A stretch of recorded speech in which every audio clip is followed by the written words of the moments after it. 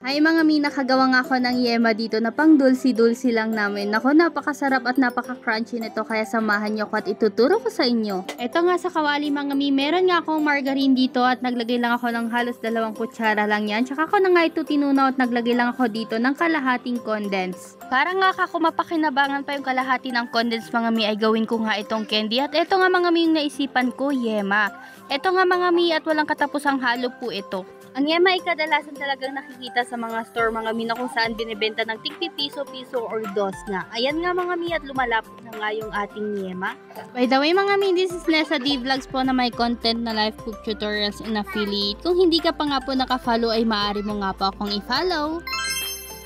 Sa paggawa nga po nitong yema mga mi ay kailangan mo nga lang po ng tiyaga para nga po ma-achieve mo yung gusto mong ma-achieve, gunners. Pag okay na nga pala yung lapot niya mga mi, dito na nga natin ilagay yung ating peanut. Optional lang naman ang paglagay ng peanut mga mi, pero sabi ko nga sa inyo, kami lang din ang magdudulse nito kaya naman masasarapan na nga natin. Dito nga mga mi, hanggat hindi pa nga po medyo nagba-brown yung ating ginagawang yema ay patuloy pa nga rin po tayo sa paghahalo nito. Comment mo naman mga mi kung tagasan ka nang sa ganun may shoutout ko nga po din sa next vlog natin. Wow! Nung nag-brown na nga siya mga mi, dito na nga ako maglalagay ng egg yolk na 2 para nga po mas crunchy itong ating yema. O diba yan ang secret?